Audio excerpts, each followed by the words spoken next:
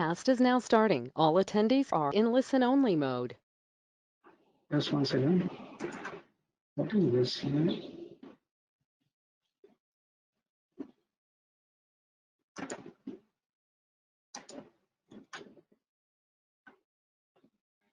Hi Naushad, we are live. Hi Jugal, am I audible? Yes, we are live and we can begin. Sorry for the delay. Wonderful. Get out. Very good Just afternoon to one everyone. second. Rajesh should want to leave the Naushad Panjwani, Regional Director of Indo-American Chamber of Commerce. Welcome to all of you to this webinar on impact of COVID-19 on year-end closures. I hope that all of you are safe and healthy and doing what it takes to be so. Maintaining social distance in time of this global pandemic. Here we are in front of you through the window to the world that we all have now available to us, which is our phones, our laptops, our tablets. Business must go on. Adapting to new environment challenges as also opportunities. It is our responsibility towards our family, our staff, our vendors, our clients, and our nation that the business go on. To enable this, we at IACC have started a series of webinars followed by help desk to address your challenges and offering you possible solutions and right advice from our expert panelists. Today's webinar, the first of the series, focuses on the impact of this pandemic in the crucial times of India's financial year closing. The Ministry of Finance, RBI, all have given clear directives on the extension of due dates, filing of taxes, reduced interest rates, and whatnot. But a lot of confusion still exists. Today, we'll try to address your queries and try to clear as many confusions as possible. We are here to break it down for you and to analyze the impact of these decisions with respect to statutory and regulatory compliances. For that, we have along with us two renowned chartered accountants, Mr. Shailesh Haribhakti, Managing Partner of Haribhakti and Company. He is also our advisory board member, and Mr. B.R. Jaju, Executive Director and CFO of DB Power Limited, part of the Dainik Bhaskar Group. These two distinguished gentlemen will try and offer solutions to counter the challenges that we are about to face owing to the decisions made to counter the COVID-19 situation. At this juncture, I must mention that these webinars are the brainchild of my colleagues at IACC, Manoj Gidwani of SKP and Ram Prasad of Expansion. And I thank my Vice President Saurabh Shah, Director Rakhi Panda, and Jugal Shah for putting all this together. So without much ado, I'd like to hand over to Mr. Shailesh Haribhakti to take this forward. Shailesh bhai. Welcome to this webinar. Thank you, Naushad, for that wonderful introduction. I think we are into a black swan event for the first time, perhaps, in our lives. The whole world is reeling from the whole idea of working from home, the idea of speaking and interacting with people from a distance, and the idea, actually quite a energizing idea, of healing our earth and healing each other, because we now have the time to spend in the quiet of our own thoughts, far more than we ever had before.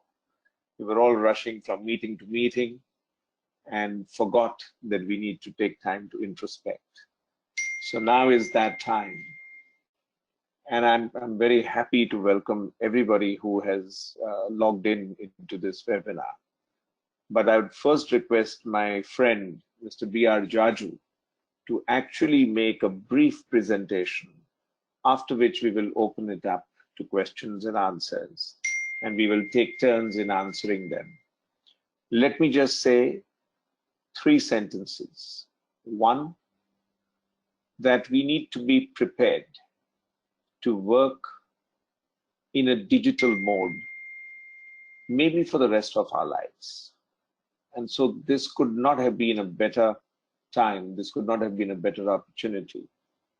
Two, the enablers are in place.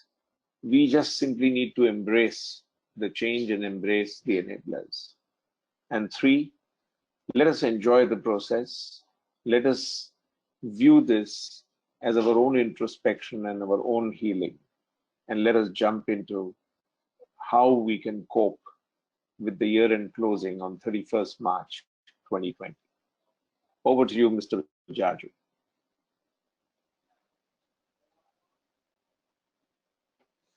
Shailesh bhai, is that I'm audible?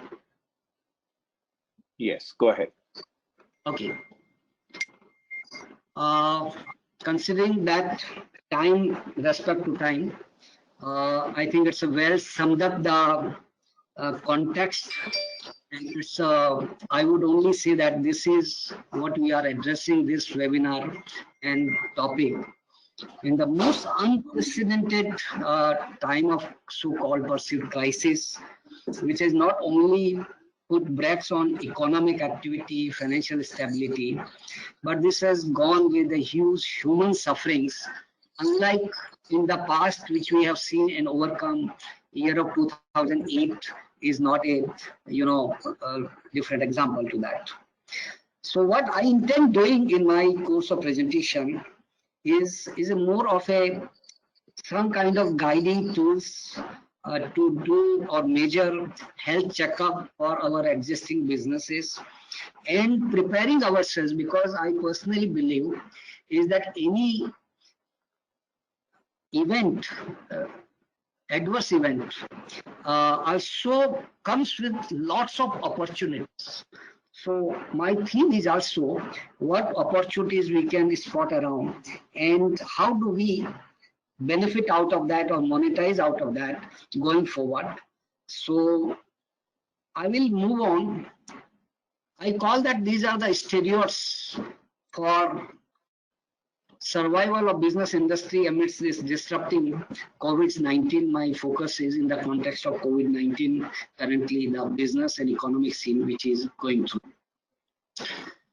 So I well expect your anticipate key concerns and your inquisitiveness amid shifting business gears and disrupting COVID-19.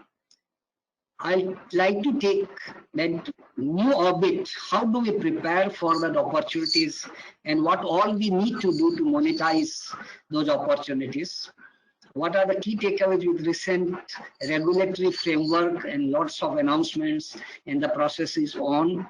One has to be very busy and mindful, knowing everything so that one should not miss out those benefit of those announcements. And there's a parting visual to create impact and do some introspection.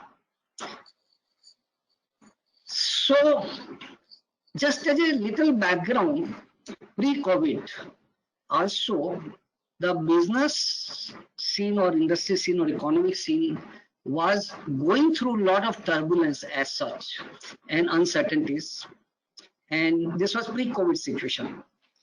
From this whole picture, the theme is every industry or company has to focus on ramping up its business value, enterprise value, whatever you call, or business competitiveness. So these have been strong enablers. The businesses which have adapted and followed, adhered to these tools or enablers, they have been able to survive. And I'm talking of recent past of 5 years, not even very long past. And when I say business survival, I talk of four tenets of that four survival things. One is profitability, liquidity, sustainability, and predictability. Friends, these are the four important enablers or legs of any business.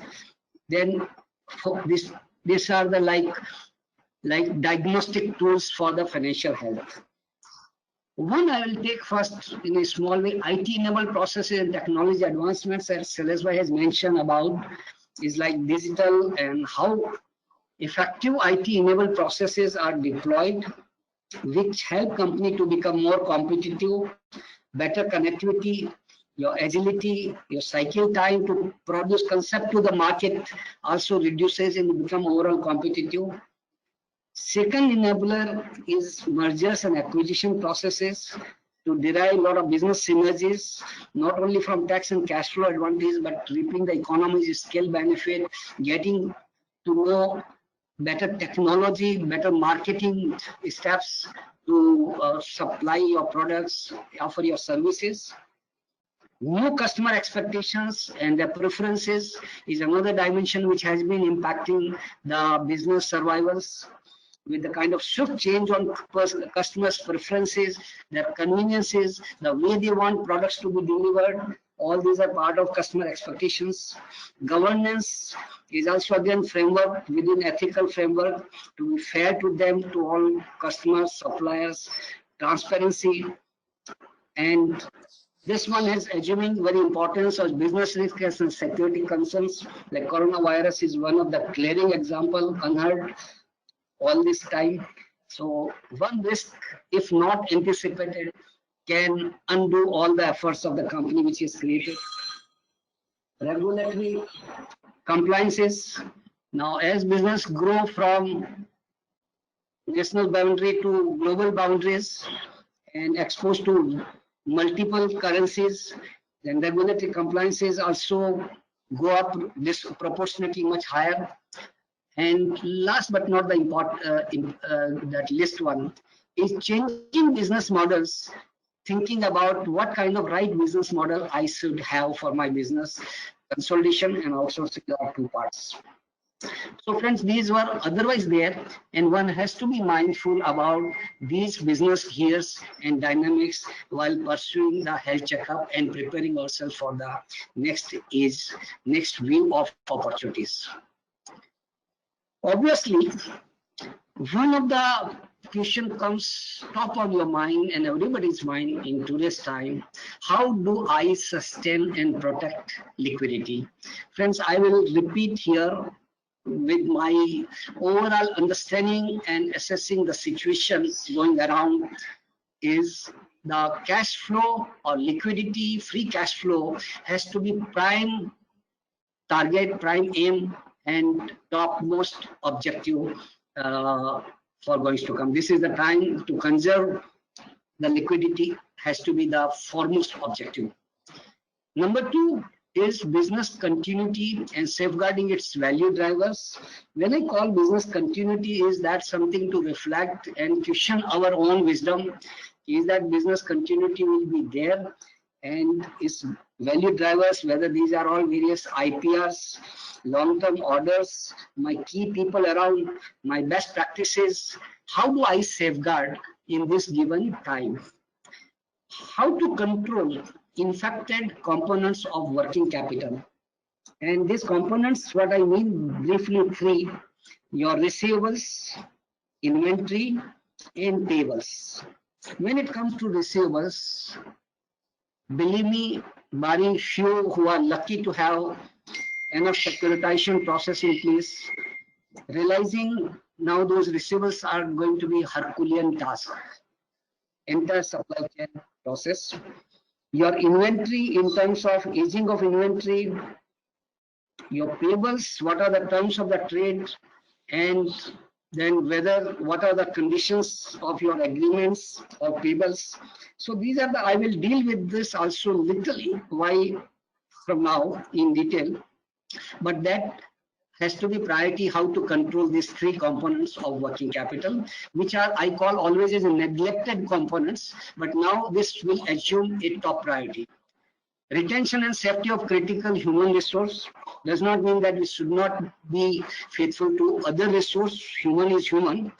But when it comes to critical human who's matter for running the organization on strategic part, how do we right now take care of them in terms of their packages, in terms of their recognitions, in terms of incentivizing, creating a bonding, emotional bonding kind of things in compliance to regulatory framework. I'm sure these are the questions which are probably few might more be added, but these are I've anticipated. Try to anticipate on your behalf. So how do we prepare ourselves? Now, these issues I listed not only for sake of listing, is also from the various practical exercises, practical experiences with various organizations which I have witnessed. I've been party to that. I studied, and finally they have demonstrated that companies have seen reasonable good turnaround, and today they have become star organizations. So what all they have done? The first lever is to prepare for this opportunity is flexing with operational and strategic levers to conserve free cash flow. So what does that mean, all that? It's basically to take stock of your existing, say, inventory. You will find there is excess inventory somewhere.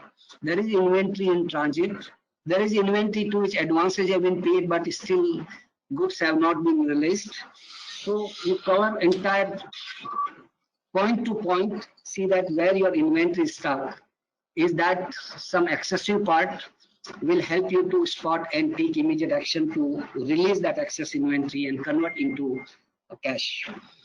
Some receivables, this is the time you might think of giving some early payment incentives to accelerate and speed up realizing those receivables before they become little sticky and NPA or bad at some point in time, not to take anything for a chance, especially which are not covered under proper security mechanism. Try to negotiate your trade payables, as you will also have a lot of incentives and benefits coming from the RBI, bankers, Government of India. Similarly, your vendors also will have some those similar benefits flowing to them from their lenders. So you should take opportunity to negotiate for credit period and other terms of the trade. And also one of the area which I will just leave a point is what you could think of potential for outsourcing.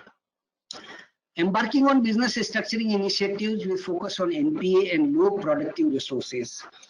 Friends, this is the time to now focus on within business. There are, I'm sure, number of non-performing assets, non-productive assets, and I will add one word is non-existing assets too. So this is the time to take stock of such assets. Assets do not mean only a plant and machinery. They include all resources, including human resources, including places of businesses, including establishments, and many other real estate and those kind of things. See what could be done to now monetize and convert that into a meaningful cash for the purpose of the business company. You can revisit your product lines too as well. Some of the product lines may not be fetching you enough EBITDA business margin. They may not be generating those kind of cash profits. Your customer profitability, you may find some of the customers just for sake of business growth, we have been supplying goods, but you are not earning any meaningful margins. So whether you would like to continue in that manner is also exercise or part of your business restructuring.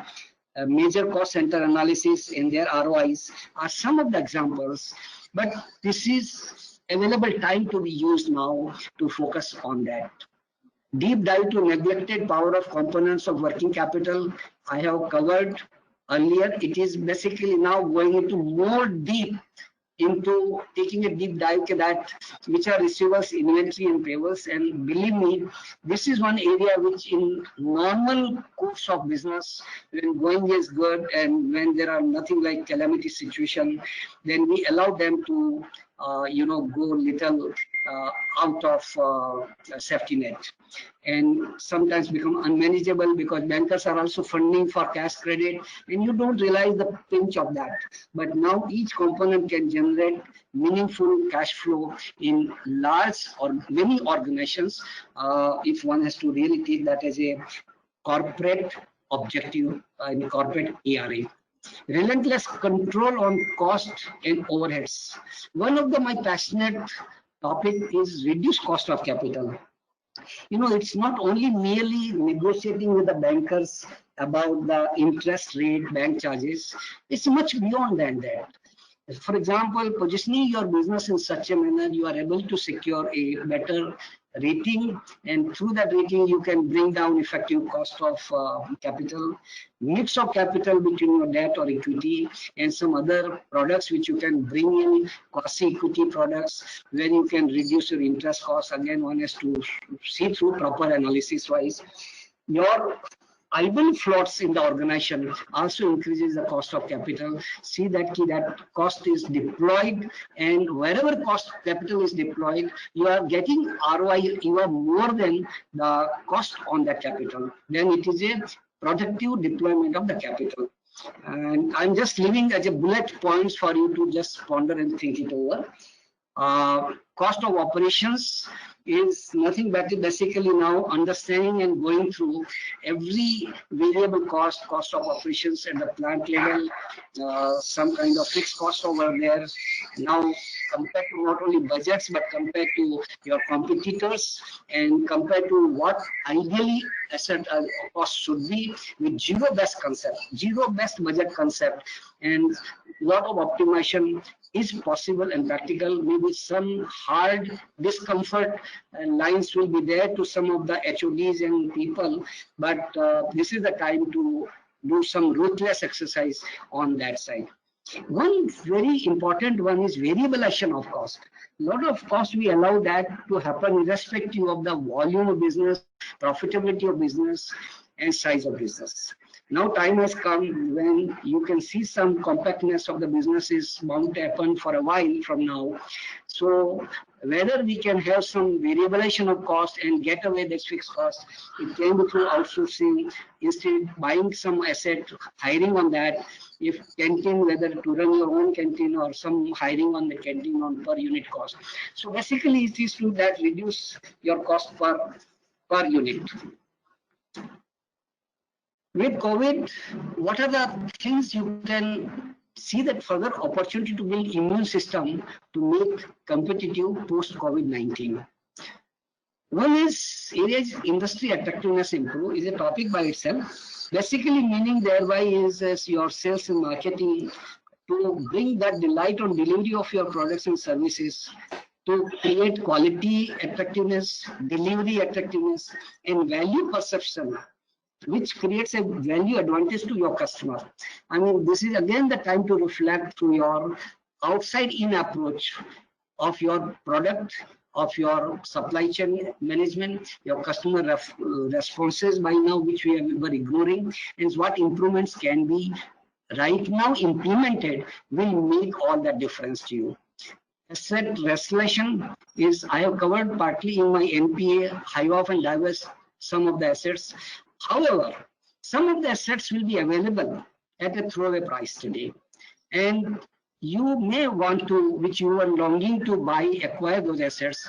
Now, if they make sense to enhance your business synergy, this is a time subject to your cash position to think whether you would like to acquire them, because they will be available at a very, very decent prices. I mean, very, very economic prices to you.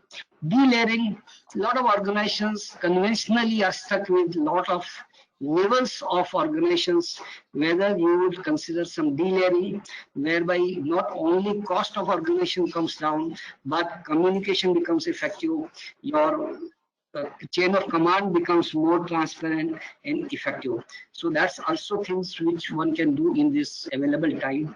And having said that, one need to be mindful about not to stop investment in continuing of your key customers, your key people, and your R&D side with focus on what now in changing dimensions post-COVID, new customers, new market territories, and what kind of different way of logistics or supply chain management will be needed. Some investment right now, plan and scheme to be in place. So we press a button, we can be executed.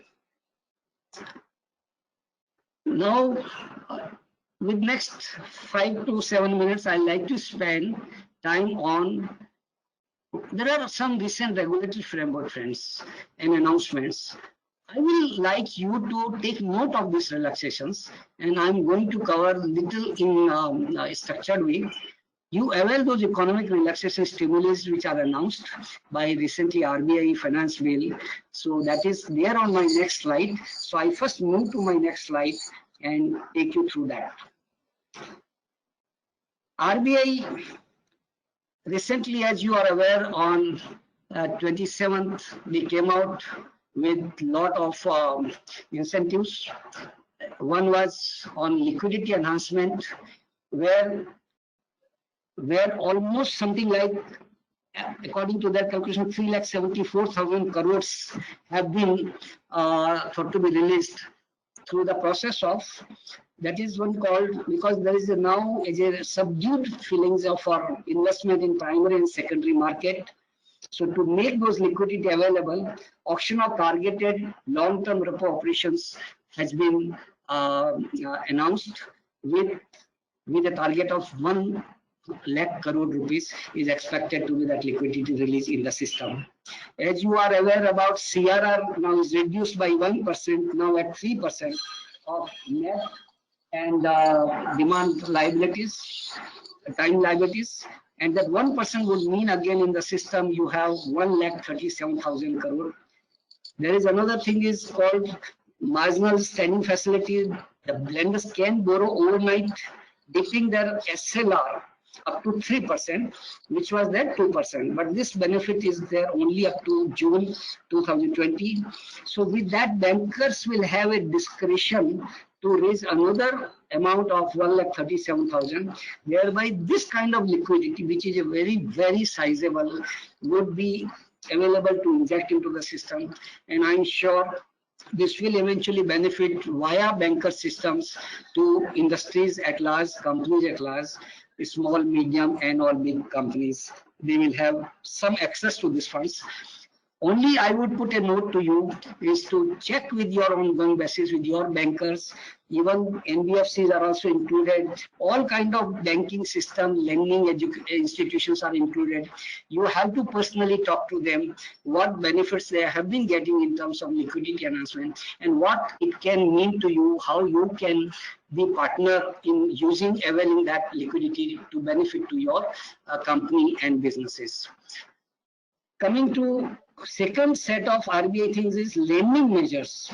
Now, as you are aware, keep all now lending institutions, including here NBFC, everybody is included. Now they have been permitted to grant you moratorium of repayment of your term loans. I'm sure most of you have taken term loans for your businesses.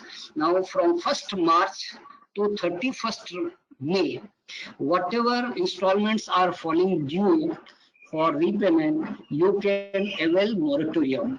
And what does that mean is this moratorium means that whole your repayment schedule for residual tenor will be shifted. If you have a tenor of say 15 years, then your repayment will go 15 years, 3 months. So you don't have to pay that amount during the year. So this will really generate a meaningful liquidity to your kitty. So that is I'm talking of moratorium of term loan. I have taken interpretation, though there have been some kind of interpretation issues.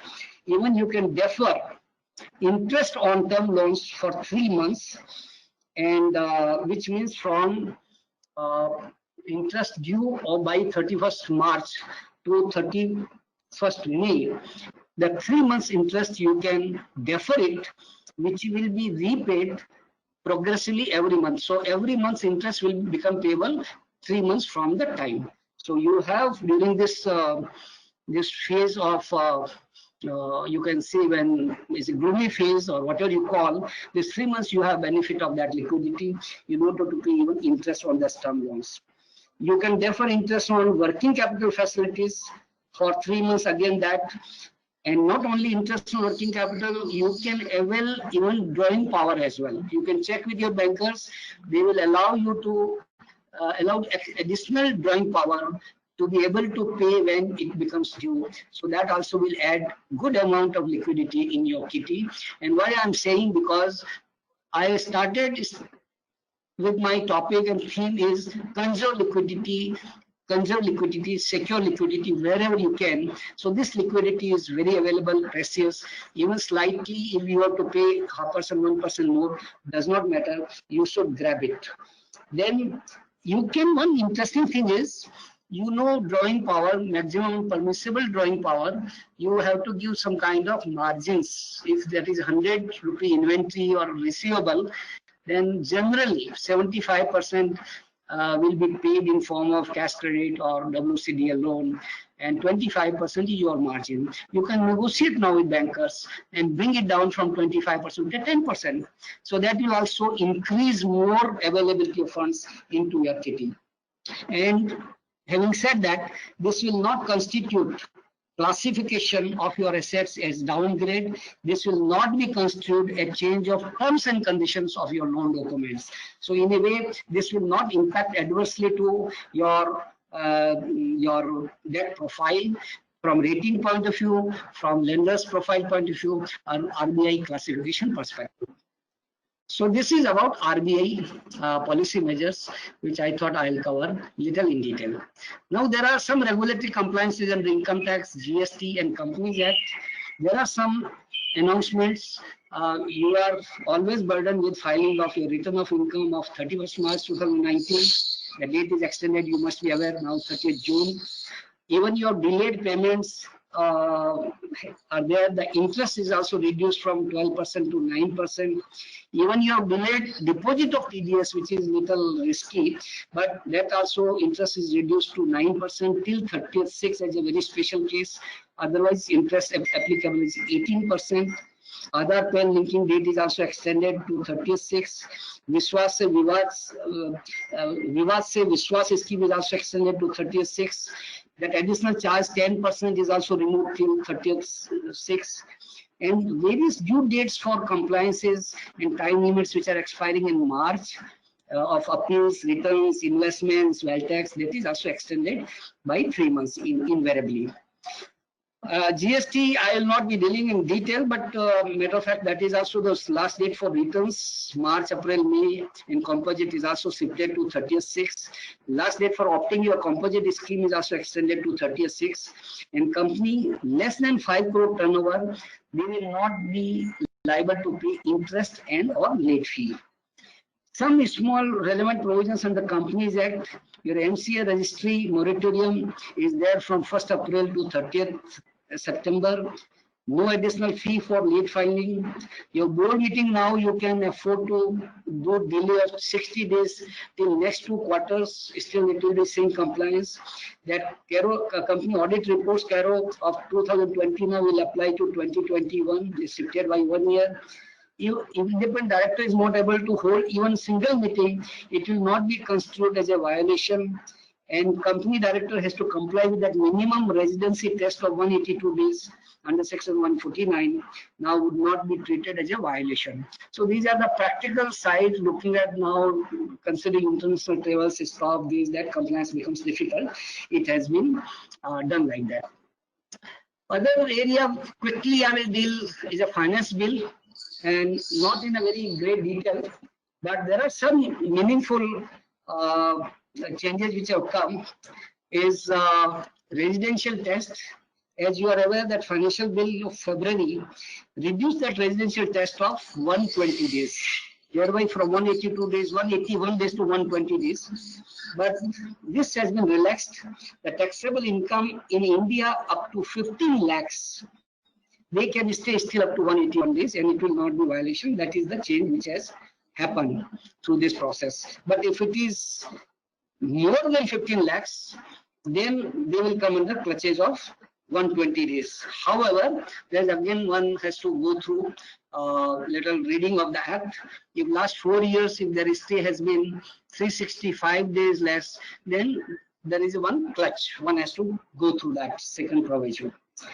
There is a widening of the scope of equalization levy. If you remember in 2016, that levy was introduced on e-commerce operators and that platform. Now 2% is levy is proposed on this on consideration received or receivable from e-commerce supply and services to Indian resident or any person who buys goods services using internet protocol address located in India. Earlier, this 2% was applicable only specified services like online advertisement and so forth. Except for this, if it is efficiently connected with permanent establishment, number one, or if turnover is less than 2 crore, or other services, जिसमें 6% is already being levied. These three situations, they will not be further subject to 2% this levy on, in addition to what is they are already paying. Now there are in the act quite also detail you should go through on donations, whoever feels relevant. But there was some confusion about dividend things. Last finance bill, as you all are aware about, that dividend distribution tax was abolished, and as a result of that, dividend received becomes taxable. So what happens if dividend announced before 31st March and paid after that? So it has been clarified, if DDT, dividend distribution tax, is paid and charged, then the dividend received after even 1/4/20 shall not be liable to tax. There was one drafting error, I think, in the schedule on TDS on dividend payment to non-resident or foreign company, which remain at 30% or 40% respectively, has been now rationalized at 20%, again with the benefit of treaty. So that TDS on dividend payable to non-resident and foreign company will attract only 20%. And cash withdrawal from the bank, if it was there up to 1 crore, more than 1 crore, then it was like 2%. But now it has become little more stringent. The 2% is applicable only if it is 20 lakhs to 1 crore. If it is exceeding 1 crore cash withdrawal, then it is 5%. But if recipient has not filed ROI for 3 preceding financial years, and this is effective from 1st October 2020. So I will just like to conclude with my previous slide is just as again point of my repetition, and which I believe should be our single most priority is focus on free cash flow under safety net, even at cost of lowering returns for the time being. Keep business morale high as to prepare effectively for next opportunity meant for fittest of the survival.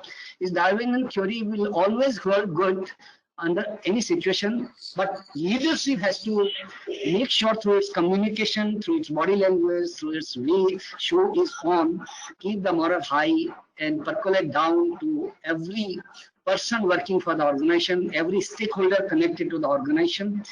Keep away leadership virus. My dear friends, this is a great topic. I'm passionate, but I just leave these points. This leadership virus, I mean, is which always brings down companies' values, which brings down companies' reputation and growth. One is denial. If they become in denial mode, if they become arrogant, if they become complacent, and they become great obsession. Last 4 tsunamis in last 50 years, which has come in economic and industrial scenario, was due to one of these 4, that best of the Fortune 500 companies and in our country as well have been vanished because they were subject to this leadership virus.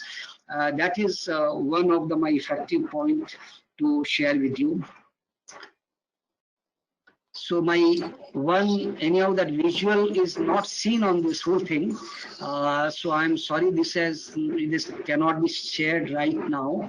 But basically, it is the same thing I wanted to convey through a strong visual, where you have to be technology driven. You focus on business levers and free cash flow with speed, with the right business model in place, and with well-governed compliances. You can overcome the draconian effect of this COVID-19. It's a matter of time, but you will leave all that behind, and next opportunities will be waiting for your business prosperity. But please conserve cash flow, cash flow, cash flow. Thank you very much.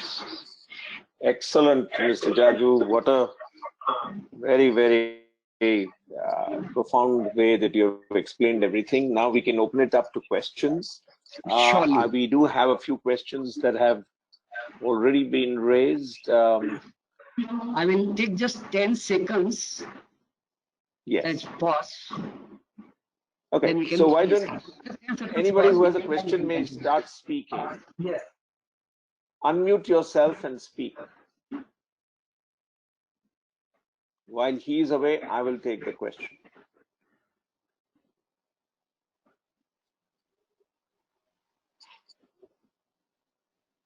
Is anybody ready with the question?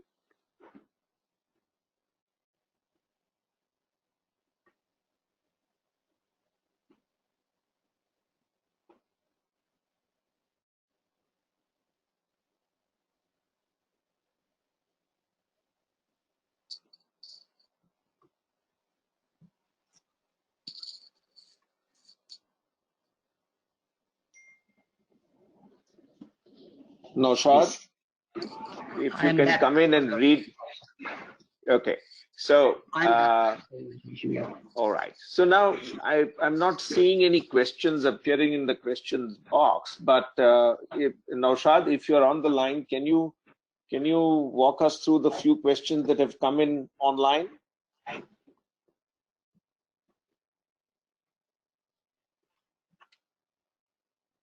Hello? Can you please unmute before you speak? You're asking me? No, Naushad, Okay. there were questions that had come in. Yeah. Can you please read out the question, because I'm not seeing them here on the question window.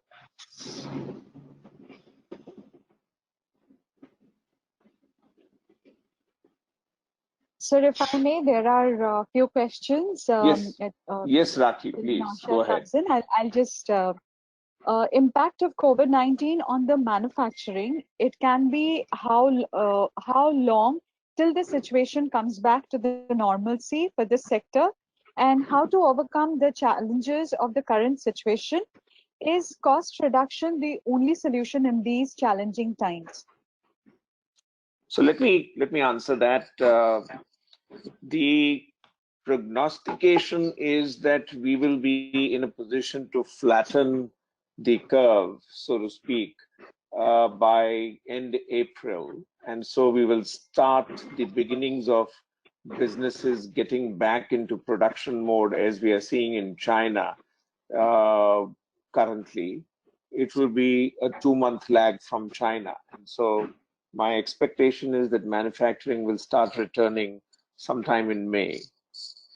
And of course, a complete, as Mr. Jaju pointed out in his presentation, it is not just a question of reducing a few costs. It's a question of acquiring a completely new cost curve, because the entire business model will have to be re-examined to make sure that you produce and do your operation in a way that is using and deploying the best-in-class technologies that you can get hold of. So it is not merely a question of cost reduction by a few percentage points. It is more a situation of completely shifting your cost curve. And that is what's going to be the challenge before all of us. Next question, Rakhi. Naushad, would you like to place the question? Rakhi, I'm unable to see the questions on my screen. Okay. Fine. So I have the other question in front. Mr. Haribhakti, it is on how we should plan our business strategies in future or business development. We work into commercial interior design field, and we work with all MNCs for their doing interior in their offices is last option to any company because it is an experience to them. So how we should plan our business strategies in future or business development? I think this is a very important and interesting question from a service professional, from an interior designing perspective. Let me give you an example of what happened even before COVID. It is now possible to actually measure room sizes and furniture placements and all of that remotely. So what happened is that there was a designer in US which got somebody in Chandigarh to actually perform the measurements by using the talent inside the residence of a particular home that she was supposed to provide furniture for, by just measuring it through a virtual tracing of the distance between two spots.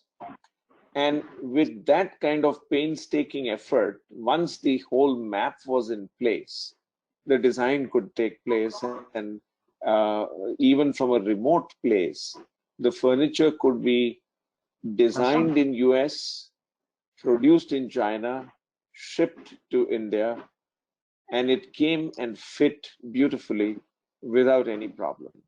And I think that is the world that we will have to start recreating when things get back to normal, because people would like to use as much of remote, efficient, exponential technology as is possible to use. And that will become more and more the norm. So the interior designing particularly lends itself to total digitization using CAD/CAM, using remote sensing, remote measurement, and then working it out in a way that the design will fit the color scheme, the size, the texture. All of that is possible to do in a remote manner. Thank you, Shailesh bhai. Naushad here. I have a question from somebody here. The question is, India's sustainable framework to meet growth aspiration will undergo dramatic change.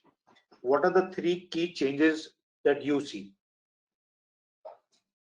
So the first change I see is that relationships will have to become very strong and solid and trusting. That is the first big thing that I see changing. We will have to stop thinking of all differentiations and just think of each other as 2 human beings interacting with each other on a platform of trust. So I see that as the first thing that will change and that will completely transform the way we live our lives in future. Because anything that is remote will have to be trusting. The second is that people will have to become extremely conscious about keeping their promises on time and on budget. This becomes absolutely critical for life to become smoother and better if you want to work in a remote and in a technology driven world. It's critical to don't overpromise, just perform to what you have committed. So that's number 2. And number 3, and perhaps most important, is that customer service will have to be lifelong. That paradigm will change in a big way. Even today, instead of marketing, many companies are switching over to actually sharpening their customer service focus in order that they can fight for a sustainable future, and they can take their current customer base, enhance it, and make sure that the future can be better. So these would be my 3 big changes that will need to be in place in the new world that we will face post-COVID. Mr. Jaju, would you like to add anything? No, I think he has summed up. There's nothing like he has encompassed all things in 3 beautiful tenets. And ultimately, it is a factor of trust, which is rightly said, and commitment, and these will prevail. And then more often now going forward, going to be more virtual and digital connections than meeting in person also. And one has to be mindful now. Learnings from COVID, more learnings will come as we go along. And from that point of view, one has to factor in any such potent risk which is there creeping somewhere. So one has to now think thoroughly. If that kind of risk happens, then what do I happen to my business and my own existence? So am I really overexposed to one country? Am I overexposed to one customer? Those kind of now issues will become relevant to draft out your next business plan. Right. So we've always been talking about business continuity practices. I think now people will take it even more seriously and even more Of course. at length. The next question is for Mr. Jaju. The question the person wants to understand: is the financial year 1920 extended by 3 months and the new year ending as June 20? Is that understanding correct? It's not under Companies Act. This is that RBI point of view. So far it is not extended under Companies Act, which remains still 31st March. And I don't think there is any serious thought right now which warrants, except they might agree to extend your filing of accounts and those kind of things happen. Returns can be extended if there are practical issues. But right now, no extension has happened in Companies Act. So I see a majority of the questions, I see all seeking clarification or request for the government to extend the year ending up to June. That's the bulk of the questions. So I think you've answered that. ROC has not announced it. Income tax has not made any announcement on that. We'll wait and watch on that.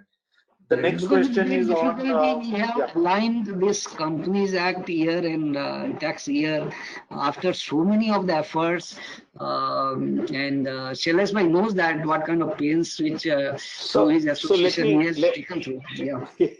Let me just clarify this. You see, this confusion arose because people mixed up the Reserve Bank's commitment to move to the 31st March financial year, and they announced it with effect from 31st March 21.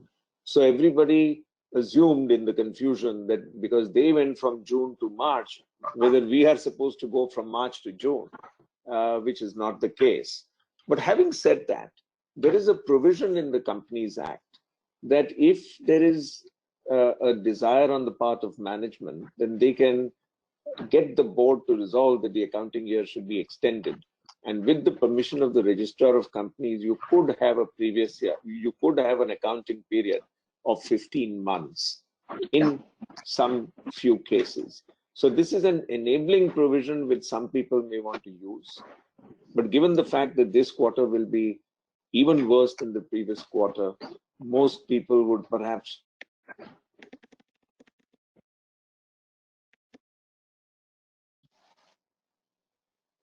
Hello? Hello, yeah. Yeah. Now I think we have run out of time for this webinar. Yes. So let me just summarize by saying that, Mr. Jaju, you gave us an incredible feast of ideas on cash flow, free cash flow becoming the new norm, on making sure that cost curves are completely changed and reduced, on making sure that you variabilize various costs that you are incurring, and making sure that you continually re-examine particularly the soft parts of your working capital cycle. It was a very, very enlightening talk that you gave on this webinar. Very thankful to you for sharing that experience, and very thankful to all the people who raised the questions to make this webinar interactive. Wish you all the best in closing on 31st March. Thank you, Shailesh bhai. Thank you, Mr. Jaju. I have two announcements to make. Hello. Yeah. So one is we are organizing another webinar on the impact of COVID-19 on cyber security and cyber resilience on 2nd April on this Thursday, and we'll be sending out the announcements very soon. This topic is considered important because all the cyber security and intelligence was based on operating from office, But now that people are working from home, all the security and data privacy have gone for a toss. So we have an expert panel who will address this aspect. Second is I genuinely want to thank everybody involved in this, right from Manoj and Ram Prasad, who have ideated this and who have worked relentlessly to make this a success. I want to thank Rakhi and Jugal for putting all of this together with all the trial runs and whatnot. And special thanks to my Vice President Saurabh Shah, who has also been an able support to me and been my sounding board. Thank you, everybody, and see you all soon.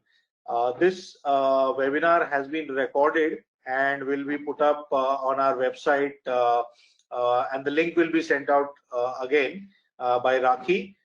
So thank you, everybody, and let's all work hard and continue to develop this nation. Thank you. Thank you very much. Thank you. It has gone very hassle-free. This technology has worked efficiently. Thanks, sir, to everybody. Jugal, now you can log us all out. Thank you. Thank Thank you you. so much.